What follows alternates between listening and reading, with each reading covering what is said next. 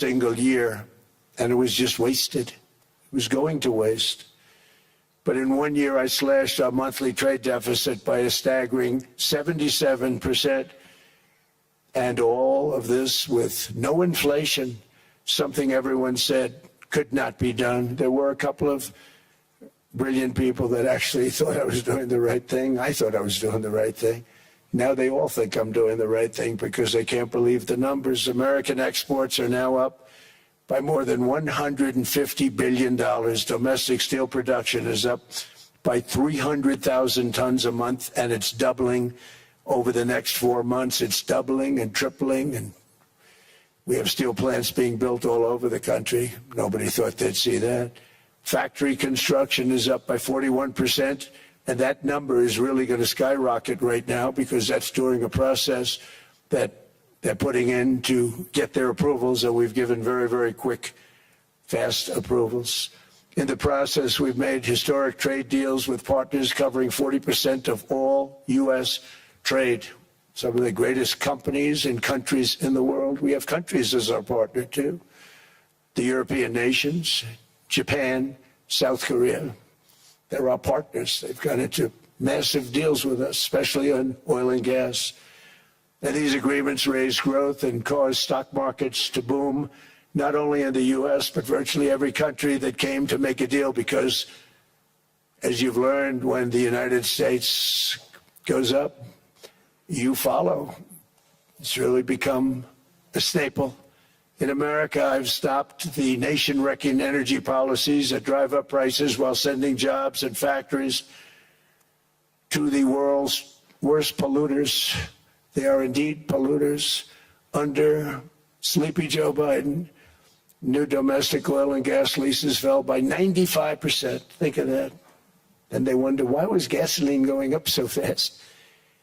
The gasoline actually topped $5 a gallon, and some places $7 a gallon, and more than 100 major power plants were violently shut down by incompetent people that had no idea what the hell they were doing. Under my leadership, U.S. natural gas production is at an all-time high by far. U.S. oil production is up by 730,000 barrels a day, and last week we picked up 50 million barrels from Venezuela alone. Venezuela has been an amazing place for so many years, but then they went bad with their policies. 20 years ago it was a great country, and now it's got problems, but we're helping them. And those 50 million barrels, we're going to be splitting up with them, and they'll be making more money than they've made in a long time. Venezuela is going to do fantastically well. We appreciate all of the cooperation we've been giving. We've been giving great cooperation. Once the attack ended, and they said, let's make a deal. More people should do that. But Venezuela is going to make more money in the next 6 months than they've made in the last 20 years. Every major oil company is coming in with us. It's amazing. It's a beautiful thing to see. The leadership of the country has been very good. They've been very, very smart. The price of gasoline is now below $2.50. Companies coming in with us. It's amazing. It's a beautiful thing to see. The leadership of the country has been very good. They've been very, very smart.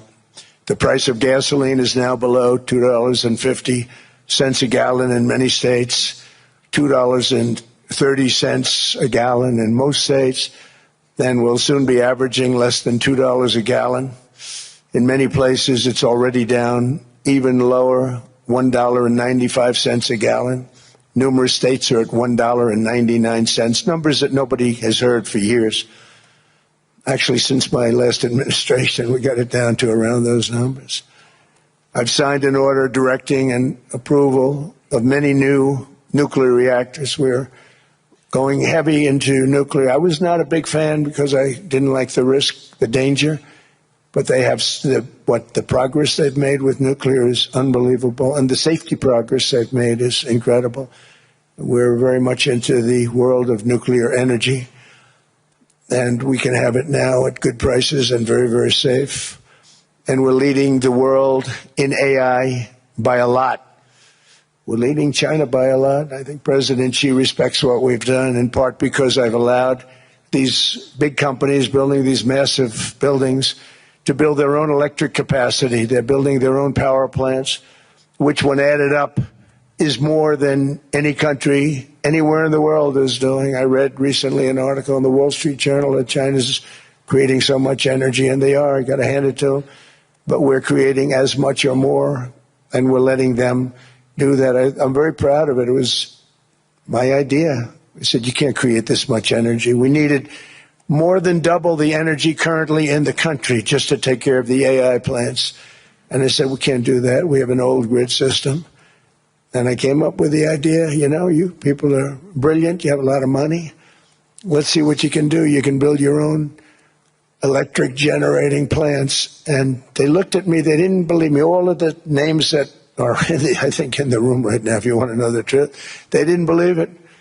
And I said, no, you can't. They came back 2 weeks and they didn't have the plant. They said, we thought you were kidding. I said, no, not only am I not kidding, you're going to have your approvals within 2 weeks. I always say nuclear will take 3 weeks. But most aren't going that. They're going oil and gas. They're even going coal in some cases. Because of my landslide election victory, the United States avoided the catastrophic energy collapse which befell every European nation that pursued the Green New Scam, perhaps the greatest hoax in history. The Green New Scam, windmills all over the place, destroy your land, destroy your land. Every time that goes around, you lose $1,000. You're supposed to make money with energy, not lose money. Here in Europe, we've seen the fate that the radical left tried to impose on America. They tried very hard. Germany now generates 22% less electricity than it did in 2017. And it's not the current chancellor's fault. He's solving the problem. He's going to do a great job. But what they did before he got there, I guess that's why he got there. And electricity prices are 64% higher. The United Kingdom produces just 1/3 of the total energy from all sources that it did in 1999. Think of that, 1/3. And they're sitting on top of the North Sea, one of the greatest reserves anywhere in the world, but they don't use it. And that's one reason why their energy has reached catastrophically low levels with equally high prices. High prices, very low levels. Think of that, 1/3. And you're sitting on top of the North Sea, and they like to say, well, you know, that's depleted. It's not depleted. It's got 500 years. They haven't even found the oil. The North Sea is incredible. They don't let anybody drill. Environmentally, they don't let them drill. They make it impossible for the oil companies to go. They take 92% of the revenues. So the oil companies say, we can't do it. They came to see me. Is there anything you can do? I want Europe to do great. I want UK to do great. Sitting on one of the greatest energy sources in the world, and they don't use it.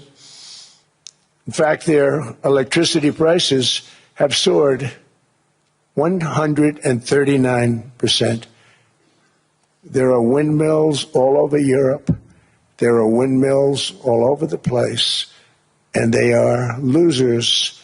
One thing I've noticed is that the more windmills a country has, the more money that country loses and the worse that country is doing.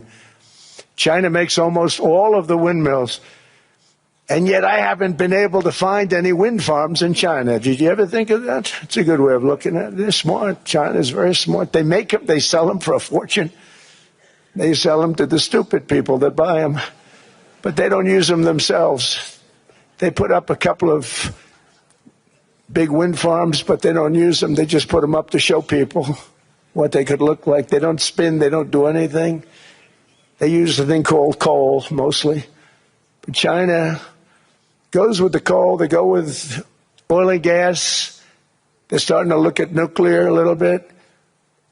And they're doing just fine. They make a fortune selling the windmills, though, and I think really that's one that they wouldn't be surprised if it stopped. They are shocked that it continues to go. They're very friendly with me, They're shocked that people continue to buy those damn things. They killed the birds. They ruin your landscapes. Other than that, I think they're fabulous, by the way. Stupid people buy them. The consequences of such destructive policies have been stark, including lower economic growth, lower standards of living, lower birth rates, more socially disruptive migration, more vulnerability to hostile foreign adversaries, and much, much smaller militaries.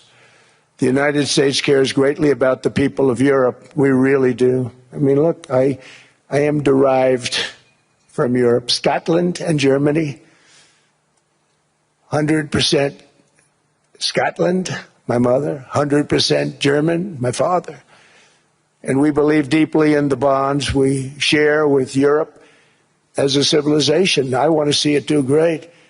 That's why issues like energy, trade, immigration, and economic growth must be central concerns to anyone who wants to see a strong and united West, because Europe and those countries have to do their thing. They have to get out of the culture that they've created over the last 10 years. It's horrible what they're doing to themselves. They're destroying themselves. It's beautiful, beautiful places. We want strong allies, not seriously weakened ones. We want Europe to be strong. Ultimately, these are matters of national security, and perhaps no current issue makes the situation more clear than what's currently going on with Greenland. Would you like me to say a few words of Greenland? I was going to leave it out of the speech, but I think I would have been reviewed very negatively. I have tremendous respect for both the people of Greenland and the people of Denmark, tremendous respect. But every NATO ally has an obligation to be able to defend their own territory. And the fact is, no nation or group of nations is in any position to be able to secure Greenland other than the United States. We're a great power, much greater than people even understand. I think they found that out 2 weeks ago in Venezuela. We saw this in World War II, when Denmark fell to Germany after just 6 hours of fighting and was totally unable to defend either itself or Greenland. So the United States was then compelled, we did it, we felt an obligation to do it, to send our own forces to hold the Greenland territory, and hold it we did at great cost and expense. They didn't have a chance of getting on it, and they tried. Denmark knows that. We literally set up bases on Greenland for Denmark. We fought for Denmark. We weren't fighting for anyone else. We were fighting to save it for Denmark.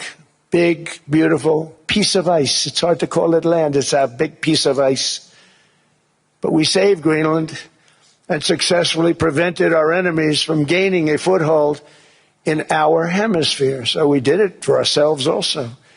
And then after the war, which we won it big. Without us, right now you'd all be speaking German and a little Japanese, perhaps. After the war, we gave Greenland back to Denmark.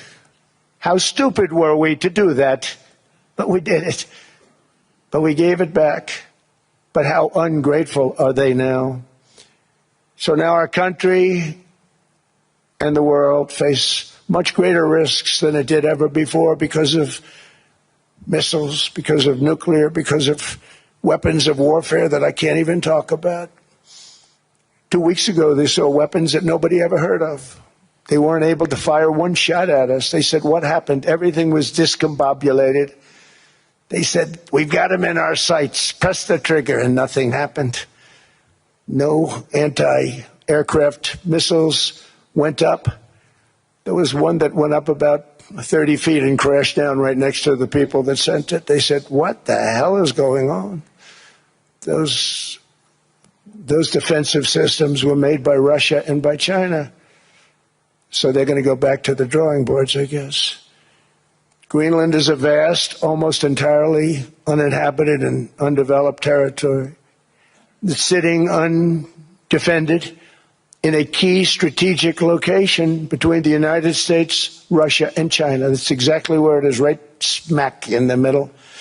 Wasn't important nearly when we gave it back. You know, when we gave it back, it wasn't the same as it is now. It's not important for any other reason, you know, everyone talks about the minerals. There's so many places. There's no rare earth, no such thing as rare earth. There's rare processing, but there's so much rare earth. And this, to get to this rare earth, you got to go through hundreds of feet of ice. That's not the reason we need it. We need it for strategic national security and international security. This enormous unsecured island is actually part of North America, on the northern frontier of the Western Hemisphere. That's our territory. It is therefore a core national security interest of the United States of America. And in fact, it's been our policy for hundreds of years to prevent outside threats from entering our hemisphere. And we've done it very successfully. We've never been stronger than we are now. That's why American presidents have sought to purchase Greenland for nearly 2 centuries. You know, for 2 centuries they've been trying to do it. They should have kept it after World War II, but they had a different president. That's all right. People think differently. Much more necessary now than it was at that time, however. In 2019, Denmark said that they would spend over $200 million to strengthen Greenland's defenses. But as you know, they spent less than 1% of that amount. 1%. There's no sign of Denmark there. And I say that with great respect for Denmark, whose people I love, whose leaders are very good. It's the United States alone that can protect this giant mass of land, this giant piece of ice, develop it and improve it and make it so that it's good for Europe and safe for Europe and good for us. And that's the reason I'm seeking immediate negotiations to once again discuss the acquisition of Greenland by the United States, just as we have acquired many other territories throughout our history, as many of the European nations have. They've acquired. There's nothing wrong with it. Many of them, some went in reverse, actually, if you look. Some had great, vast wealth, great, vast lands all over the world. They went in reverse. They're stuck back where they started. That happens too. But some grow. But this would not be a threat to NATO. This would greatly enhance the security of the entire alliance, the NATO alliance. The United States is treated very unfairly by NATO. I want to tell you that. And when you think about it, nobody can dispute it. We give so much and we get so little in return. And I've been a critic of NATO for many years. And yet I've done more to help NATO than any other president by far, than any other person. You wouldn't have NATO if I didn't get involved in my first term. The war with Ukraine is an example. We are thousands of miles away, separated by a giant ocean. It's a war that should have never started, and it wouldn't have started if the 2020 U.S. presidential election weren't rigged. It was a rigged election. Everybody now knows that. They found out. People will soon be prosecuted for what they did. It's probably breaking news, but it should be. It was a rigged election. You can't have rigged elections. You need strong borders, strong elections, and ideally a good press. I always say it. Strong borders, strong elections, free, fair elections, and a fair media. The media is terrible. It's very crooked. It's very biased, terrible. But someday it'll straighten out because it's losing all credibility. Think of it. When I went in a landslide, a giant landslide, won all 7 swing states, won the popular vote, won everything, and I only get negative press. That means that it has no credibility. And if they're going to get credibility, they're going to have to be fair. So you need a fair press. But you also need those other elements. And I inherited a terrible, terrible situation. If you look, the border was open. The inflation was raging. Everything was bad with the United States when I came into office. But I also inherited a mess with Ukraine and Russia, something that would have never happened. And I know Putin very well. He and I would discuss Ukraine. It was the apple of his eye, but he wasn't going to do anything. I said, Vladimir, you're not doing it. He would never have done it. It was terrible what happened. I could see it happening, too. After I left, I could see it happening. Biden had given Ukraine and NATO $350 billion, a staggering sum, $350 billion. I came in, and just like the southern border, just like inflation, just like our economy, I said, wow, this place is in trouble, meaning our country. All of these things were out of control. But the border was out of control. We fixed it with the strongest border anywhere in the world. And I've now been working on this war for 1 year, during which time I settled 8 other wars. India, Pakistan. I settled other wars that were. Vladimir Putin called me, Armenia, Azerbaijan. He said, I can't believe you settled that one. They were going on for 35 years. I settled it in 1 day. And President Putin called me. He said, you know, I can't believe I worked on that war for 10 years trying to settle it. I couldn't do it. I said, do me a favor, focus on settling your war. Don't worry about that one. What does the United States get out of all of this work, all of this money, other than death, destruction, and massive amounts of cash going to people who don't appreciate what we do? They don't appreciate what we do. I'm talking about NATO. I'm talking about Europe.